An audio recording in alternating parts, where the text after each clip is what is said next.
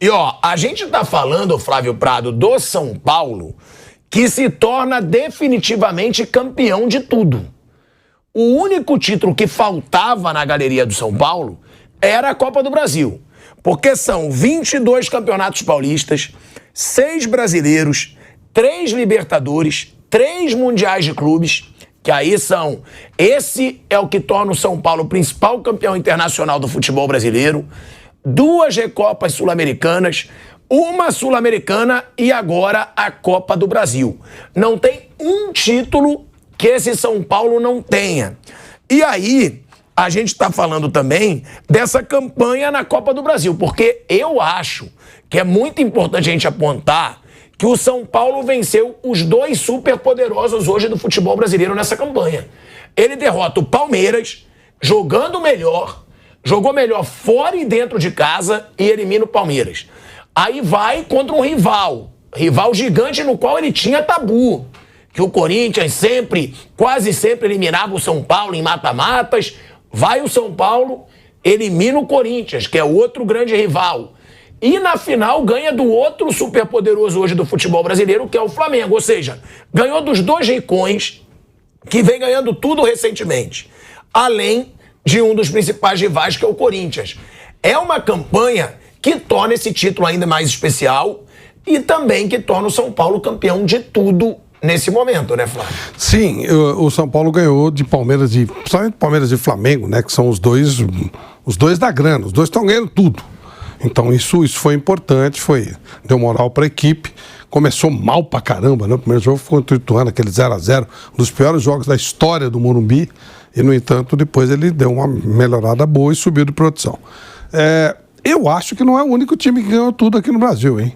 Eu acho que o Santos também ganhou. O Internacional ganhou. O Corinthians ganhou. Não falei que foi o único. Não, tá. Não, legal. Só pra colocar. Porque acho que quase certeza o Santos ganhou. Flamengo acho que já ganhou tudo. Mesmo que não ganharam a Sul-Americana. Isso aí é o cálculo, assim, todos os títulos possíveis dos torneios que existem hoje. Porque, por exemplo, não tem mais Copa Comebol. São Paulo não ganhou Sul-Americana e não ganhou. Não tem Mercosul. São Paulo ganhou em 2012 a Sul-Americana. Aquela do meio título lá, não é verdade? Mercosul também não existe mais. A Mercosul ela pode ser equiparada à Sul-Americana, né? Bom, enfim. Mas é outra coisa, né? Quer dizer, mas enfim, ganhou e tava o mais importante é que voltou a ganhar. Eu só espero que mude também filosoficamente e passe a pensar grande, né? Não adianta só ganhar um título, dar uma mainada, porque não vai resolver nada. Vai continuar atrás. Flamengo daqui a pouco se acerta, Palmeiras se acerta. Se acerta não, o Palmeiras tá aí, né? Pode ganhar a Libertadores mais uma vez. E o São Paulo vai continuar na periferia tentando beliscar um título ou outro. Então, importante ganhar, voltar a ganhar, né? Coisa que não acontecia para valer desde 2008. Então, foi importante, sim. E só espero que não fique, né, de novo na soberba. Calma, vai com calma. Foi um título importante, uma vitória importante. Principalmente voltar a ganhar foi muito importante, porque estava acostumado só com vexame, com papelão. Tanto como o Vanderlei disse, né? Faltando 1 minuto para acabar o jogo, a torcida da cabreira. Será que não vai acontecer alguma coisa? Porque acontecia toda hora. Então, que seja um marco, né? Não, daqui para frente, São Paulo vai pensar grande, vai jogar para equilibrar o seu nível de time com o Palmeiras e com o Flamengo, que essas são as referências que ele tem que ter. Ganhar um título foi importante, mas se ficar solto não vai resolver nada. Ele tem que pensar grande, tem que se estabilizar financeiramente, tem que ter um pensamento grande para voltar a ser o que São Paulo foi lá atrás, que deixou de ser faz tempo, né? Desde que o Juvenal falou que São Paulo era soberano. A partir dali, o time entrou num buraco horroroso e ficou nesse buraco que ele precisa sair. Esse título ok, mas que seja o começo de alguma coisa diferente. E vocês acreditam que vai ser o começo de alguma coisa diferente? Esse São Paulo, aí uma pergunta agora pro Vander, o Mauro também pode responder depois. Esse São Paulo do Casares, né? Claro que a gente tem que criticar também erros que já cometeu, como aquele estatuto bizarro que acabou passando, que a gente criticou tanto. Só que é um São Paulo que chega numa final de Sul-Americana, é um São Paulo que já tem um título paulista e um título da Copa do Brasil.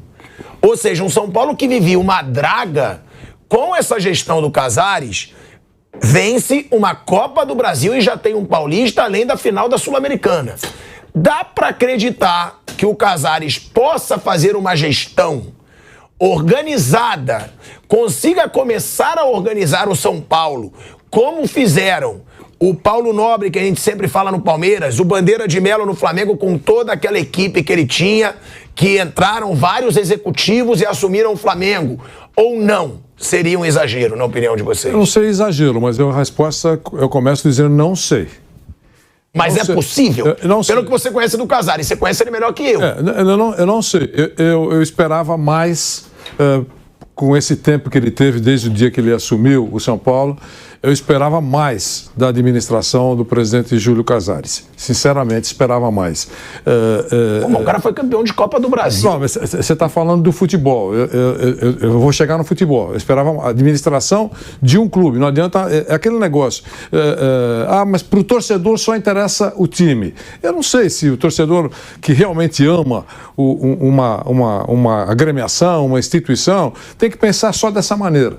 É claro que o futebol é importante. É São Paulo Futebol Clube, eu sei que é extremamente importante. Mas, sabe, eu acho que tem que ter um olhinho no futuro, na casa. Né? Então, eu não sei se a administração vai ser um ISO 9000. Sinceramente, não sei. Eu sei que ele já está pleiteando a reeleição, está tentando ajeitar a reeleição. Tomara que na próxima gestão ele tenha condições de fazer alguma coisa diferente.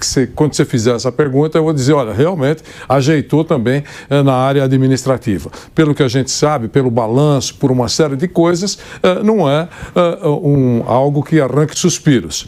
Campo de jogo. Quando chegou o Dorival, para a gente não recuar muito no tempo, ele usou a primeira palavra, eu não vou esquecer. Na primeira entrevista coletiva, ele disse que esperava dos jogadores comprometimento. Foi isso que ele disse. E agora, nessa última entrevista que você acabou de mostrar aqui no programa, ele de novo coloca o comprometimento. Eu acho que os jogadores do São Paulo mostraram mesmo mais aplicação. Digamos assim, saíram da chamada operação padrão, que existia. Foi falada essa operação muitas vezes, não só por mim, mas por grande parte da imprensa, até por torcedores que estavam descontentes com a moleza dos jogadores do São Paulo. Quando o Dorival chegou, ele falou em comprometimento. Hoje ele falou de dedicação, que está muito ligado ao comprometimento, e falou de uma coisa extremamente importante, que eu acho, dignidade. Foi a palavra dele aqui, dignidade. Então, ele está muito feliz com o grupo. Acho que o grupo está muito feliz com ele. Os méritos dessas conquistas últimas, dessas conquistas do São Paulo, classificação importante do São Paulo, eu acho que deve-se muito ao esforço. O Flávio fala muito. Você pode vaiar o São Paulo por vários motivos, mas você não pode vaiar o São Paulo por falta de força, de entusiasmo. E que se frise isso desde o tempo do Rogério. Isso. Essa característica, quem deu ao São Paulo foi o Rogério Ceni. Porque dá a impressão que o trabalho do Rogério foi horrível. Não foi. O São Paulo de hoje parece muito com o São Paulo do Rogério Ceni, só que o Dorival tem um tato melhor com os jogadores. Mas todos tivemos a sensação que no final do momento Rogério Ceni no São Paulo, os jogadores estavam, digamos assim, com alguns ou muitos com narizes torcidos. Verdade. E é por isso que eu pincei a palavra quando chegou o Dorival, e o Dorival chegou respeitando o Rogério Ceni, diga-se de passagem, respeitando o Rogério Ceni, ele colocou comprometimento. Eu acho que ele tinha informação de o comprometimento oferecido por aquele elenco, por muitos desse elenco do São Paulo, não era o ideal, aquilo que eles ofereciam na época do Rogério Ceni. E com o Dorival, que tem muitas virtudes, entre elas é aquela das pessoas gostarem dele. É bom trabalhar, todo mundo fala isso, é bom trabalhar com o Dorival. Eu acho que ele recebeu isso, o comprometimento, está gostando da dedicação e da dignidade. Eu digo qual é o sinônimo no futebol de dignidade? É a ausência de um festival de punhais. É isso que eu acho. Mauro César Pereira, sobre essa opinião do Vanderlei, eu te pergunto sobre a sua opinião dessa diretoria do Casares. Dá para dar uma esperança pro torcedor ou não? Foi estrela, ganhou um título. Porque, claro, quando surge um título 15 anos depois daquele tricampeonato brasileiro, você se pergunta, será que o São Paulo agora pode retomar aquele caminho dos títulos, pode brigar de igual para igual? Que a gente sempre fala, é uma das maiores torcidas do Brasil, tá sempre lutando no Morumbi, é o maior campeão internacional da história do futebol brasileiro, já se auto-intitulou até soberano. Pode voltar esse São Paulo ou não? É dar uma esperança falsa pro torcedor? com essa atual diretoria? Olha, ontem eu fiquei até bem tarde lá no Morumbi trabalhando, lá na cabine da Jovem Pan, saíram quase 10 horas da noite. Aí tinha lá um camarote que estava rolando uma festa lá com um pagode, aquela coisa toda. Em dado momento começaram a cantar aquela musiquinha lá que tem um palavrão, aí depois vem, é o melhor presidente do Brasil. Era o Casares. A empolgação do torcedor é compreensível. E tinha ali uns puxa-sacos, sempre tem, né? Tem camarote e tal, sempre tem alguém ali para agradar. Mas enfim, é o momento dele e tal. E aí ele fez um discurso e tal, eu estou ali escutando. Muito bem. O Casares foi pro cassino, né? Contratou o Galopo, contratou o Lucas, contratou o Pato, contratou o glorioso Rames Rodrigues. E vamos tentar aí ganhar alguma coisa. Como eu falei, o São Paulo foi campeão de uma Copa, assim, que é tudo no fio da navalha. Né? Aquela coisa, se não existe, não, se existe no futebol, se não empata, se vai para os pênaltis, se perde, babau, né? A coisa toda se desmancha. Não tem a premiação, não tem a vaga na Libertadores, é claro que agora as coisas ficam mais razoáveis, mas tem uma conta para pagar. O Rames, por exemplo, não foi utilizado nos 2 jogos finais. E tem que pagar luvas dele no ano que vem.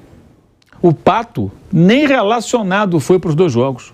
Aliás, nisso o Dorival foi muito bem, não escalou pelo nome. O Rames não entrou, não precisou dele. Ele não se justifica para entrar. Houve muita boa vontade, que ele jogou um pouco melhor na partida, que perdeu outro pênalti contra o Fortaleza. Não, o Rames jogou um pouquinho melhor, então é muito longe de ser um jogador decisivo que você tem que obrigatoriamente colocar em campo, comprometendo até o funcionamento de uma equipe que tecnicamente inferior ao adversário, tinha que ser uma equipe mais combativa, que marcasse, que não cedesse tantos espaços. Enfim, eu acho que não muda nada, assim, muda assim, ganha um título, fica na história. Mas, por exemplo, o Márcio Braga tem muitos títulos no Flamengo, mas foi na gestão dele também na gestão dele, o Flamengo se endividou muito. Houve isso também. E outros dirigentes passaram por clubes e endividaram. Você vai pegar o Corinthians, a dívida do Corinthians hoje enorme, ela foi contraída e multiplicada com pessoas que estão no poder, ou que estavam no poder, estão de certa forma, que também ganharam títulos importantes antes.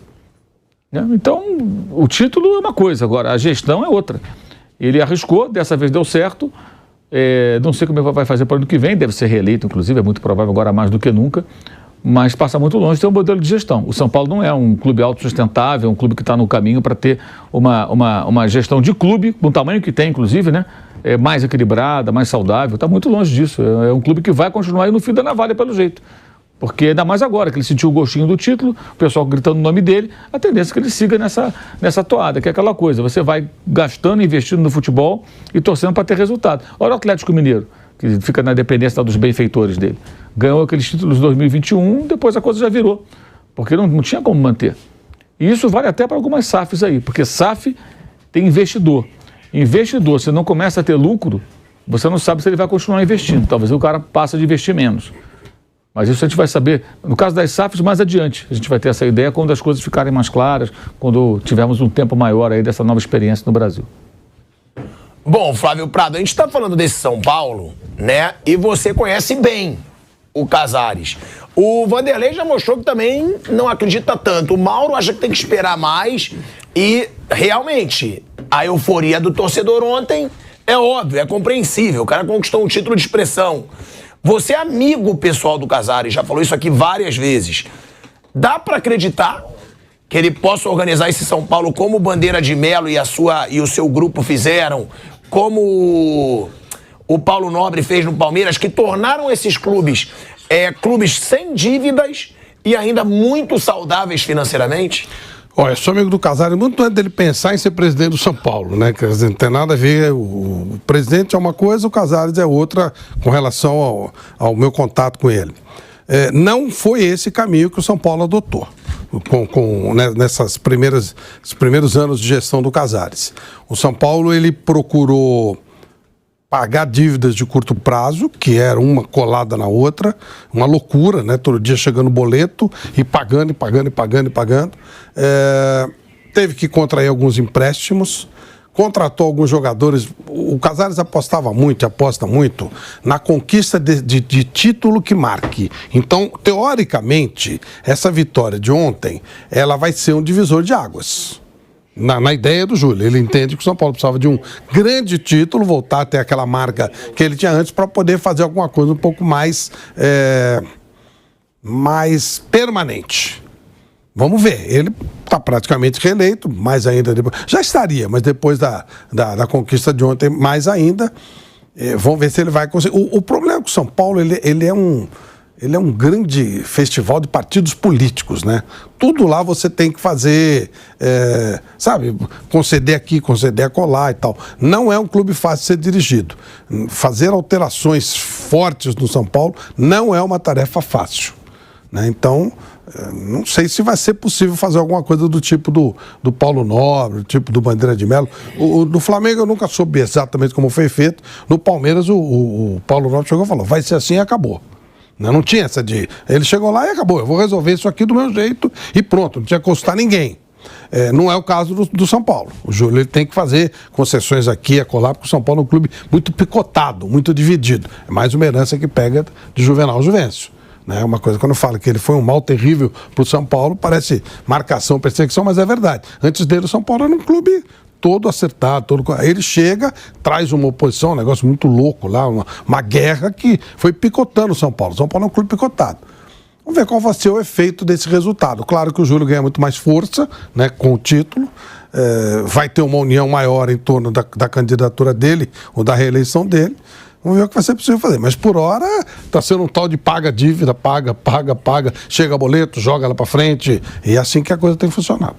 E tem um negócio, o Dorival Júnior, ele falou também sobre a importância das quedas anteriores para esse momento atual, tá? O Dorival Júnior, ele fala dessa importância, fala também sobre a retomada da confiança, né? Eu acho que vale a gente escutar primeiro o que ele falou da retomada da confiança. E já que a gente falou também aqui do Rogério Ceni, o Caleri dedicou o título ao Rogério também, tá? O Caleri dedicou o título ao Rogério, tem uma gratidão ali com o Rogério Ceni. É bom, né, a gente deixar isso claro. E o Dorival Júnior trouxe aqui essa declaração sobre a retomada da confiança e sobre ter dado um passo errado na carreira na hora que chegou ao São Paulo. Vamos ouvir. Com todas as dúvidas e incertezas que foram geradas desde a minha chegada, inclusive com muitas opiniões que eu ouvi, que eu havia dado um passo errado na minha carreira, eu prometi a todos que nós não sairíamos esse ano do São Paulo, nós não fecharíamos o ano se não estivéssemos disputando uma final de competição. O que aconteceria nessas finais, ninguém sabe, porque você não administra resultados. Mas eu estou muito satisfeito com o que eu estou vendo, porque um grupo que até outro dia ainda não contava com o Lucas, não contava com o Rames, não contava com... talvez só os dois.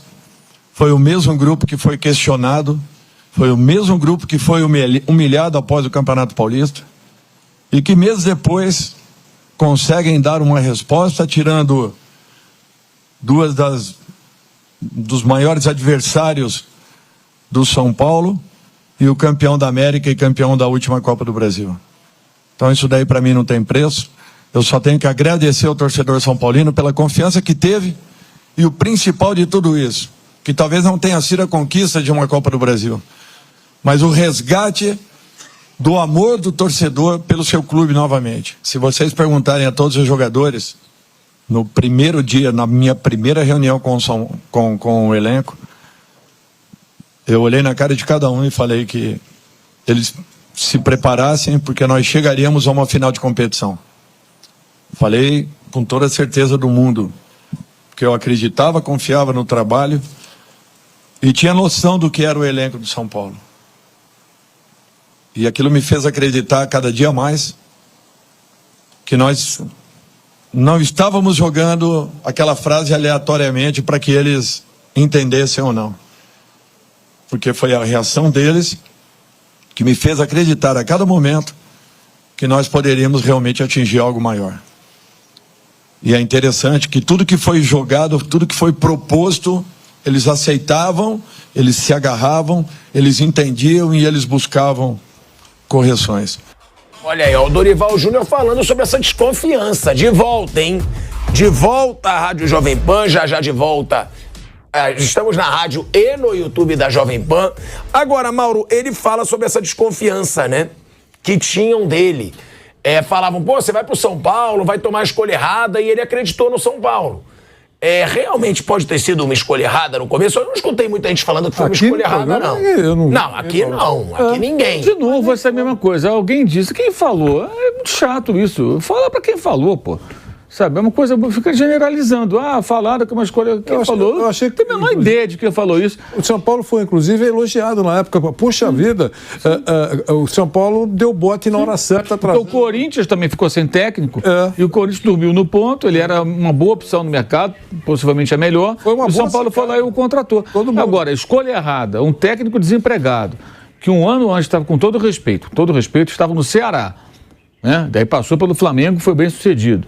Aí sai do Flamengo nas circunstâncias que já abordamos aqui.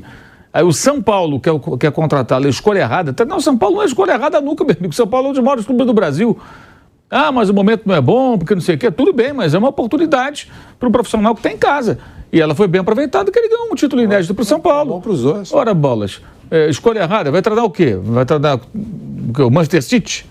Dorival fica em casa, o celular dele carregado, sabe o carrega. Que nem eu faço com o meu celular quando você vai me ligar às 6 da manhã.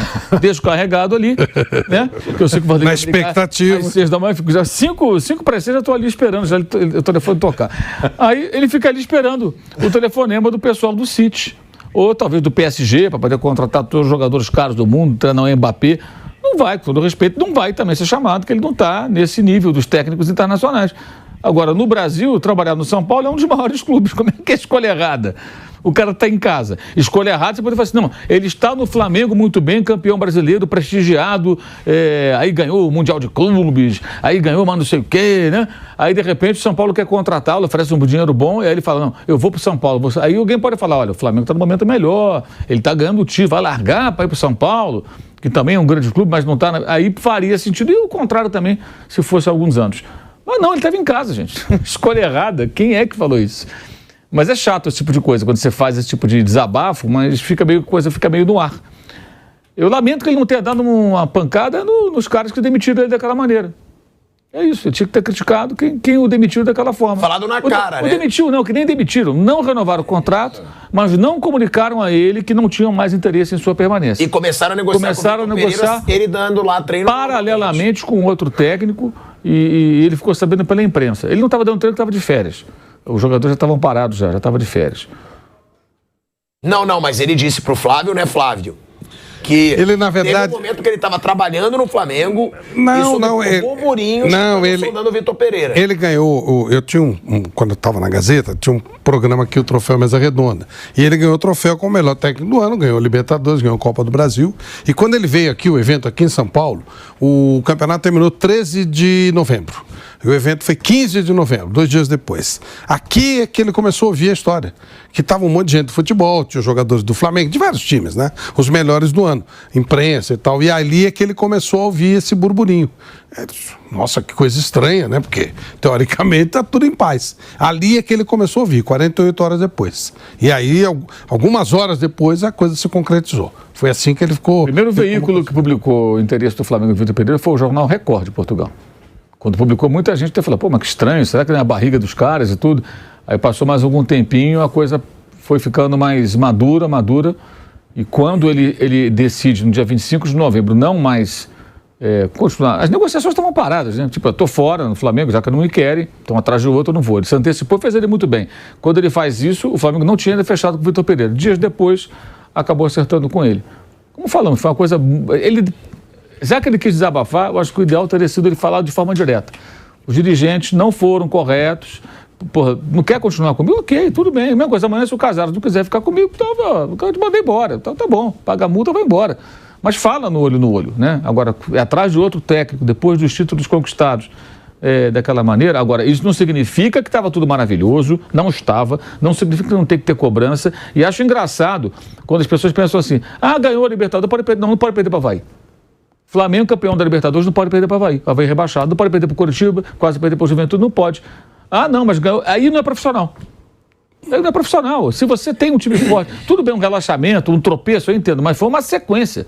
Ninguém queria mais nada, filha. Aí no final do ano, os jogadores não queriam mais nada. E esses 42 dias de férias, também ele estava lá ainda. Então ele concordou. O Rodrigo Matos disse que ele concordou. Informação do colega. Ele pode até dizer que não. Então, se não concordava, tinha que ter batido. Não, eu quero voltar em 30 dias. A gente vai discutir minha renovação de contrato, mas eu quero voltar em 30 dias. E ele aceitou também. Aí aquela coisa, o tamanho dele mudou. Como agora no São Paulo, o tamanho dele mudou.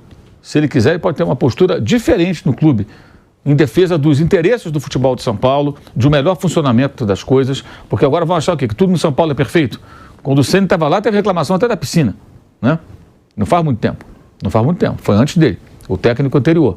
Então, o Dorival agora, com os títulos que ele ganhou, com o tamanho que ele adquiriu, títulos importantes em sequência em 2 clubes importantes do país, ele tem a condição, acho que, de, assim, ser mais até enérgico em algumas situações, em defesa do seu próprio trabalho e daqueles que com ele estão atuando.